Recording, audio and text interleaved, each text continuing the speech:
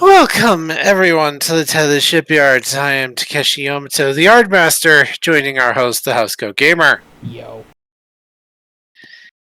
Now, I did say in our Fortress Terra vid that we had run out of boats. Then, all of a sudden, STO stealth drops a Rapier reskin on us. Gotta love it when real life screws you over in the good way. Yes. Now, this thing still has the same feel that the Rapier originally had, with the nacelles sticking up. However, judging by the new design of this thing, this gives us a Lost Era vibe. Oh gee, and the pennant markings and the Narendra material didn't give you enough of a hint? Fair enough. You gotta love it when these guys are inventive.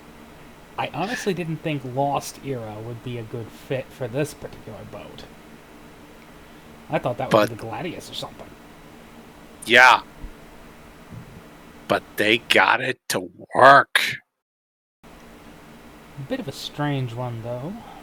Regardless, it's time for lore. The fun kind of thing. Yeah, go for it. Starfleet decided to...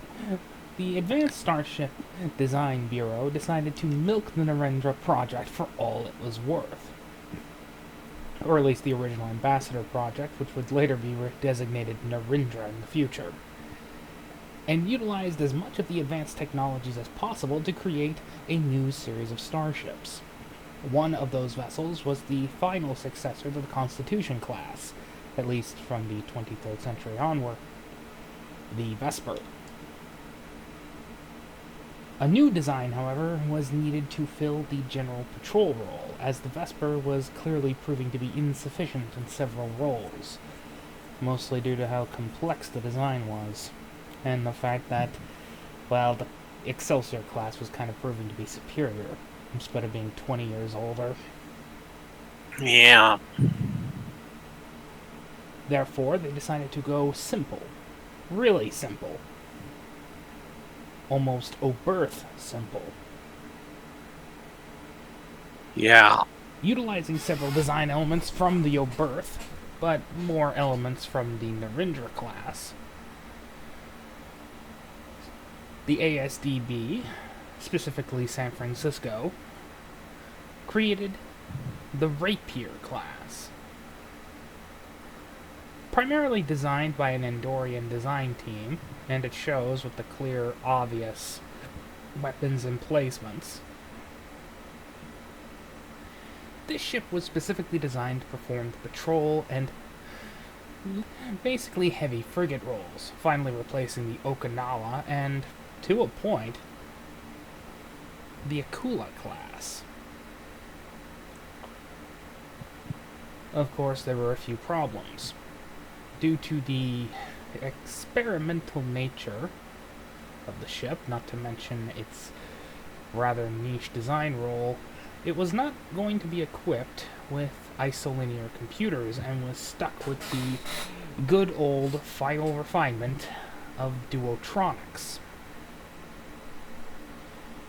This comes to bite the boat in the butt, especially as, well, it was specifically designed to work with duotronic computers, while every other ship in the fleet could easily be upgraded to isolinear.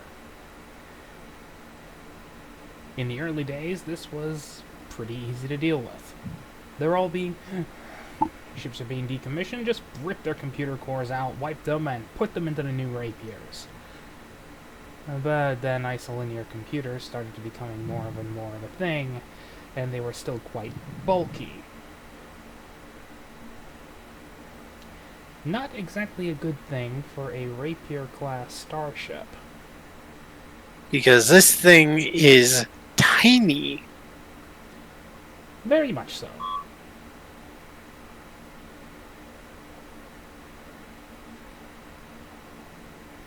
In fact, after 10 years of service, the ship class, which wasn't as prolific as the easily upgraded Miranda class, which eventually made the jump to isolinear simply because miniaturization finally hit that point. The Rapier was finally just unceremoniously retired en masse. Most of the ships of the class were scrapped, save 3, including USS Rapier herself, NCC 110444, and most were placed in museums, although one ship, the USS... Sorry, I forget the name. It's French. Hmm.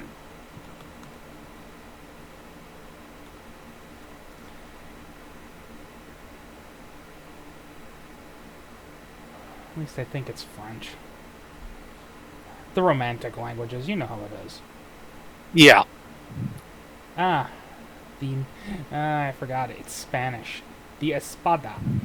She was used in further testing when, well, Duotronics finally gave way to isolinear, and the ship was used in specific testing for her successor, the Saber-Class. Of course, the Rapier herself is currently sitting awaiting restoration at Athen Prime. The ship was not treated very well by the last museum keeper, mostly because she was stripped for parts during the Dominion War. Yeah.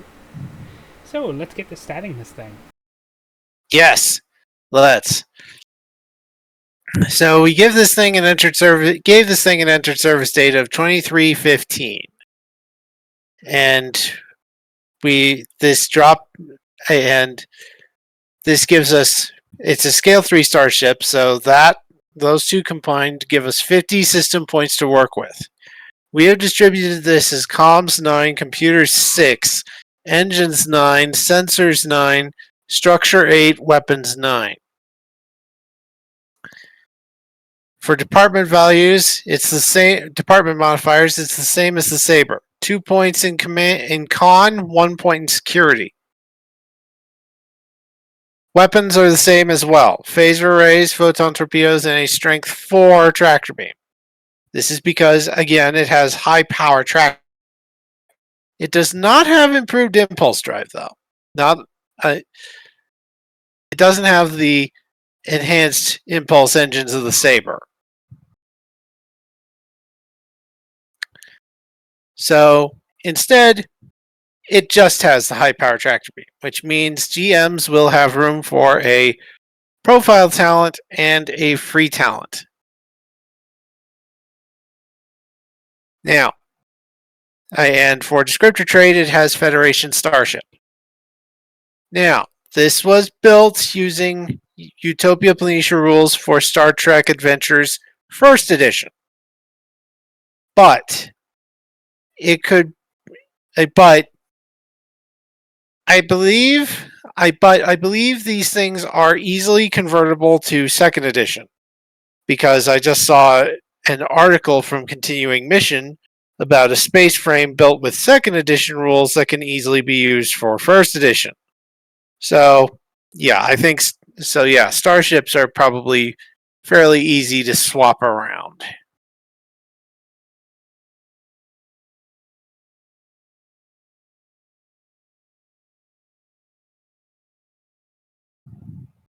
So, yeah. Unless Ron has any other descriptor traits aside from Federation Starship. I got nothing. Alright, so that is the Rapier.